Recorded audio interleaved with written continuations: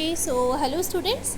Moving on with the another code of this unit, which is Shannon-Fano coding. काफ़ी easy coding है ये. It is the simplest coding. इसमें इसके steps काफ़ी और ये code भी बहुत efficient है जिसका procedure बहुत ही simple है. ठीक है. और it was actually founded by two scientists together. इसलिए इसका नाम भी Shannon was one scientist and Fano was another scientist. तो दोनों के नाम से it becomes the Shannon-Fano coding. Okay, तो अब सबसे पहले इसके स्टेप्स देख लेते हैं.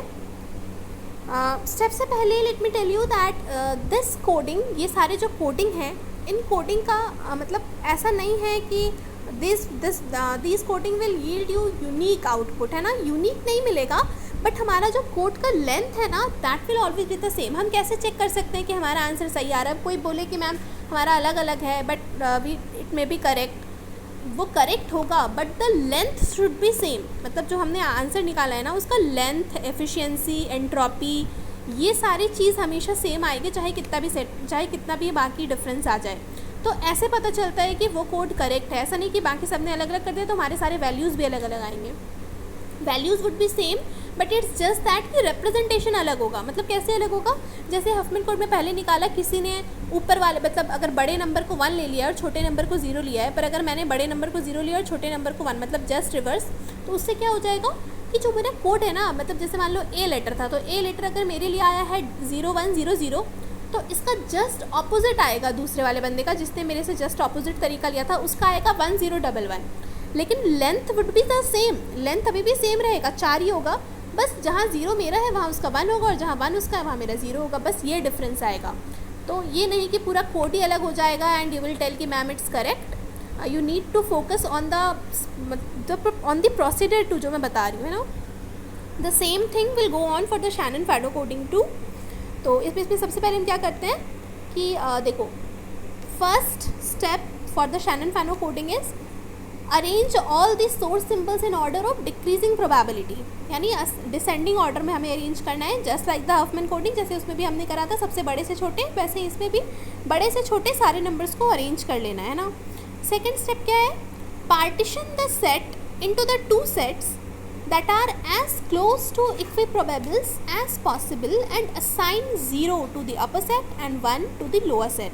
इसका मतलब कि हमने जो पूरा सेट बना लिया अभी डिसेंडिंग ऑर्डर में अरेंज करके, उसके बाद हम क्या करेंगे, इनको हम ऐसे अरेंज करेंगे कि जो प्रोबेबिलिटीज़ हैं वो ऑलमोस्ट, मतलब पहले तो डिवाइड करना होगा इन सेट्स को. ठीक है, 2 इक्वल पार्ट में डिवाइड करेंगे.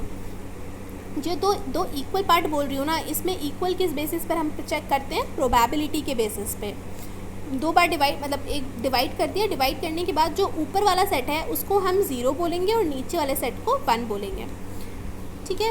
अब जो मैंने बोला ये डिवाइड करना है दोनों को, और इक्वली, मतलब इक्वी प्रोबेबल्स होने चाहिए. इसका मतलब क्या है कि जो प्रोबेबिलिटीज़ हैं, हम प्रोबेबिलिटी के टर्म्स में ही तो सिस्टम, मतलब जो सिंबल्स हैं उनको लिख रहे हैं प्रोबेबिलिटी के फॉर्म में, तभी तो डिसेंडिंग ऑर्डर में अरेंज हो रहा है. तो ये जो नंबर्स है ना, इन नंबर्स को हम देखेंगे एक एक करके चेक करके कि जो 2 हमने डिवाइड किया है वो दोनों लगभग आसपास होने चाहिए. अब ऐसा तो पॉसिबल नहीं है कि 0.5 हो जाए, क्योंकि प्रोबेबिलिटीज़ बहुत ऊपर नीचे गिवन होती हैं.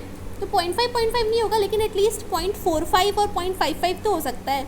मे बी 0.47 और 0.53 हो, ये भी पॉसिबल है. मतलब जितना क्लोजेस्ट पॉसिबल हो सकता है वो हमें करना है. ठीक है. उसके बाद फाइनली लास्ट प्रोसेस क्या है, लास्ट स्टेप क्या है? Continue this process each time partitioning the sets with as nearly equal probabilities as possible until further partitioning is not possible. ठीक है. इसका मतलब हमें इसी प्रोसेस को we need to continue this. कब तक? जब तक कि ये जो पार्टीशन है, फर्दर पार्टीशनिंग पॉसिबल ही ना हो. यानी जब तक कि हम मतलब ऐसा समझ लो कि सारे नंबर्स को हमने एक एक बार डिवाइड कर दिया, उसके बाद तो डिवीज़न पॉसिबल ही नहीं है. तो मतलब हमें तब तक डिवाइड करते जाना है इनको जब तक कि ये फर्दर डिवाइड ना हो. ठीक है. और हर बार हमें इन सेट्स को वैसे ही डिवाइड करना है. हर बार यही चेक करना है कि प्रोबेबिलिटीज़ इक्वल होनी चाहिए, और ऊपर वाले सेट को 0 और नीचे वाले सेट को 1 नेम देना है. नेमिंग सिस्टम में ऐसे करना है. ठीक है. तो let me show you the example से ये जो स्टेप्स हैं और क्लियर हो जाएंगे. अब देखो एग्जाम्पल्स में गिवन है ऑलरेडी क्वेश्चन में. Find the code words of symbols with probabilities 0.30, 0.25, 0.20, 0.12 and 0.08, और एक है 0.05. ठीक है. तो अब देखो सबसे पहला स्टेप क्या था कि we need to arrange this numbers into descending order, छोटे से बड़ा में। तो पहले छोटे से बड़े, देखो इस स्टेप में हमने डिफाइन कर ही लिया है। वैसे तो क्वेश्चन में खुद ही डिसेंडिंग ऑर्डर में ही गिवन है, छोटे से बड़ा में ऑलरेडी लिख दिया है, तो इसमें तो मेहनत ही नहीं करनी है। तो हमने लिख लिया, चलो यहाँ पे फिर भी 0.3, 0.25, 0.20, 0.12, 0.08 एंड 0.05। चलो ये हो गए 6 के 6 डिजिट्स हमने अरेंज कर लिए। उसके बाद नेक्स्ट स्टेप में क्या बोल रहा है, we need to divide this number into 2 sets, है ना।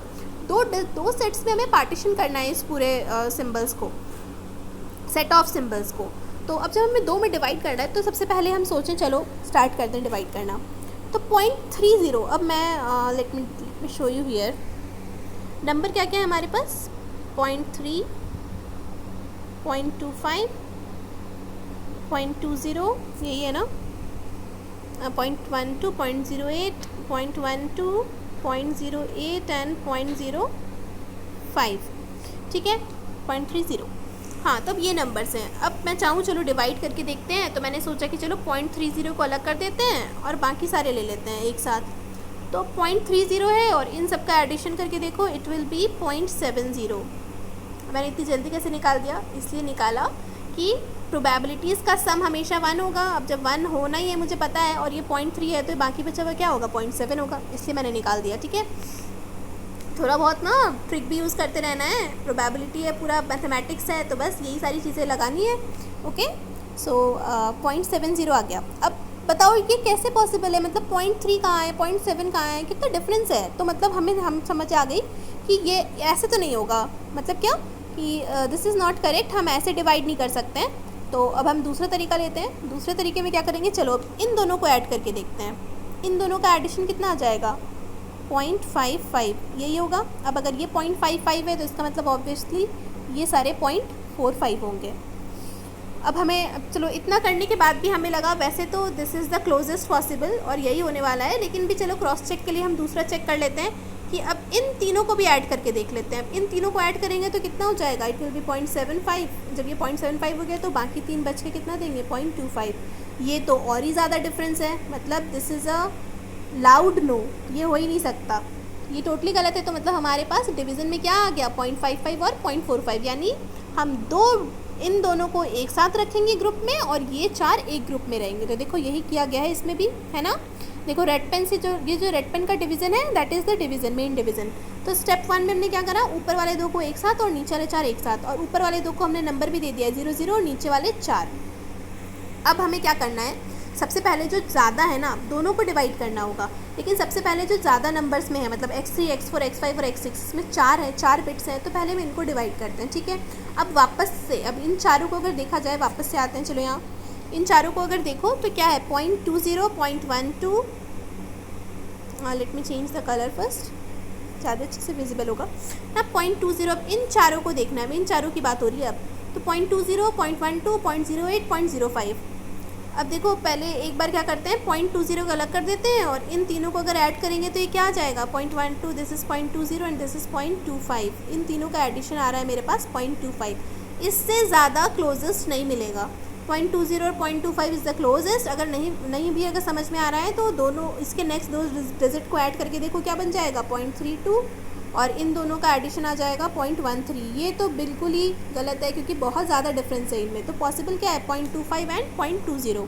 तो देखो इसलिए नेक्स्ट बिट में हमने क्या करा है, स्टेप 2 में फिर से एक रेड पेन इसके बीच में लगाया है 0.20 के बाद, यानी नीचे वाले फिर से 1 और ये ऊपर वाला 0।